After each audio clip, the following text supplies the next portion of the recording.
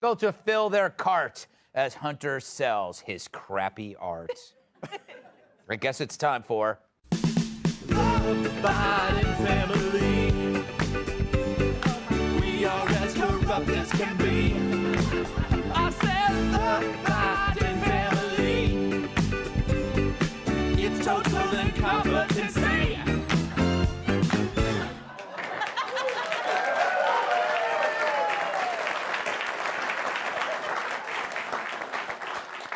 And to think, Gene Nelson does that whole thing in his closet. It's amazing. Hunter Biden's art dealer calls him, quote, one of the most consequential artists in this century. Which is weird because when has Hunter actually dealt with consequences? His idea of taking responsibility is having sex with his dead brother's wife. And then abandoning his laptop like it's one of his own kids. You know when somebody's name is George but has an S on it, do you say Jorge or Georges? Anyway.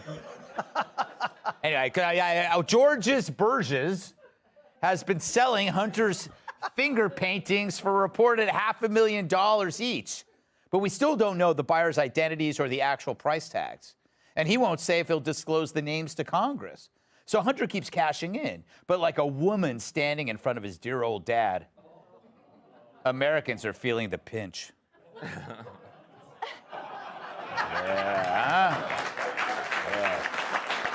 Why not, huh? Clap. I'll take it. A new poll shows 4 in 10, that's 40%, Kat, say they're worse off financially since Joe Biden has become president. Look at those numbers. Made you look.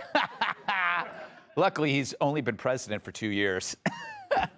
Another survey says 82% of middle-income households have cut back on how much they save, or worse, have dipped into their savings to make ends meet, much like David.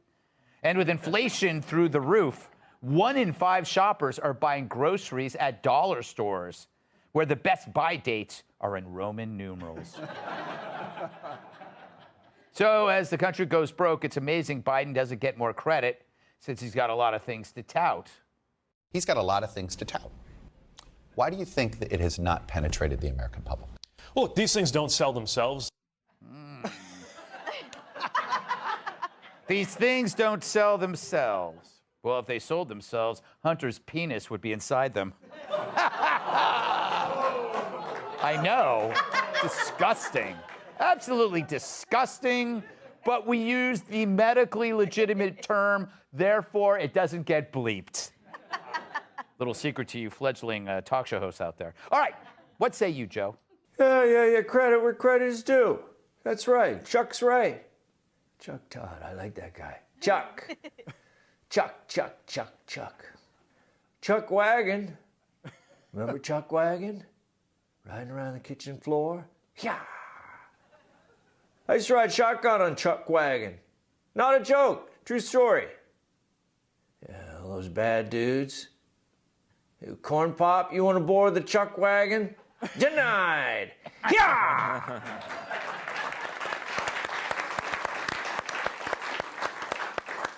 Brian, I have this weird feeling, okay, like when you ask people, are they better off or worse off? I was going to ask you that, but then I realized that we have so many things now in our lives that are cheap and take up a lot of time. Do we notice that we're going downhill if we were on TikTok, if we're on Instagram, I grew up in the 70s and the 80s. I've been through that, like, when things are bad because you had nothing else to compare. You had nothing else to do. That's right. We're so distracted now that you can look at the eggs in your fridge and say, oh my gosh, I can't afford those. And then, oh my gosh, what can I watch over here for the next 20 minutes? Yes. But think about this. We're actually doing stories on people in suburban America buying chicken coops and chickens because they can't afford the eggs. You're telling me that life's gotten better and in your little square plot in the backyard, you're going to put a chicken coop? I think our measurements are a little off here, which is why Buttigieg says, well, these things don't sell themselves. Actually, they do. If inflation's not double digits, the things sell themselves. When you can't afford them, they don't sell themselves. It's interesting. Another survey said, are you better or worse off? And 90% said better, but those were the chickens. Right. Those were of course, they're moving everywhere, Kat. They get their eggs at premium prices. Let me ask you: have you noticed? Okay, have you noticed, based on financial pressures or whatnot, your life is better or worse in the last 2 years? Yeah. Actually, the other day, like, my husband said to me, like, Kat, like, we need to cut back. I'm like, on what? We don't do anything.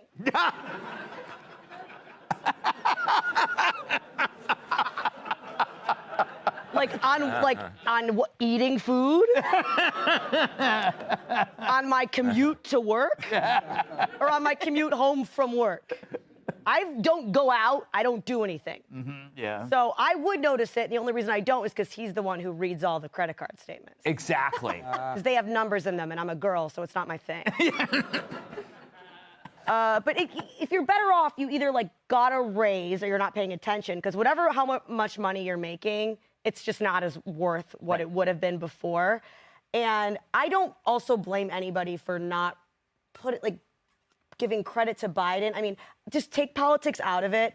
All you have to do is watch him talk for like a couple of seconds. And you're like, there's no way he can be that involved in anything. No.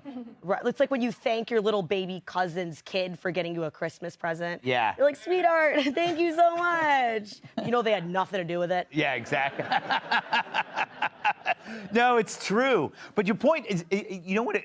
Inflation is an invisible thing, but it's a real thing, Emily. It's a tax. I mean, like, basically, if you're making 80 grand a year, you're probably actually in real terms you take out the taxes, you're probably making $35,000 a year because everything goes up in price 10%, but you're also getting taxes taken out. I know I'm using numbers, Emily. I'm just quoting Kat.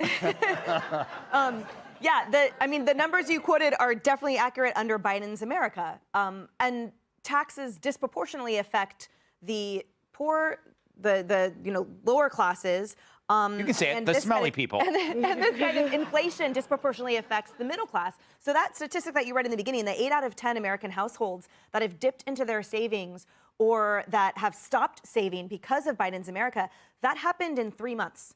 Yeah. It wasn't over 2 years. That poll was they said over a 3-month period of time. And that just goes to show that no matter what comfort level you have, whatever cushion you have, that you tell yourself, yes, this is secure and I've done this financially responsibly and this will take care of my family. Something as unpredictable as the avian flu mixed with this incompetent president's administration's decisions is what can obliterate your savings. It's what can obliterate your cushion, and all of a sudden, you live in fear.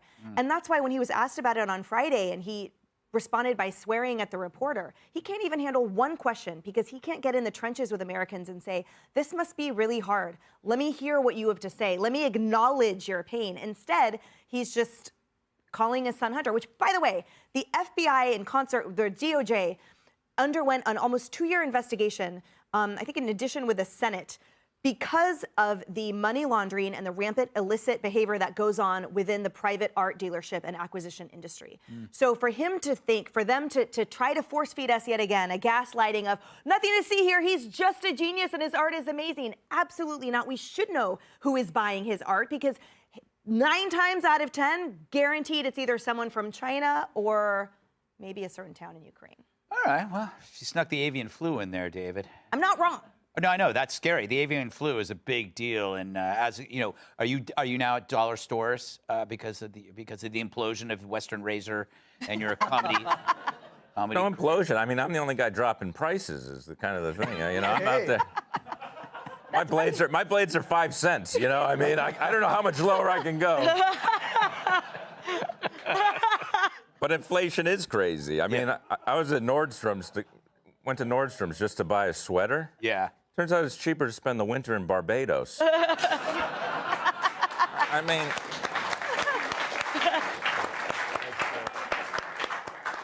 You want to end on that note, you think? It's high note? Yeah, it was.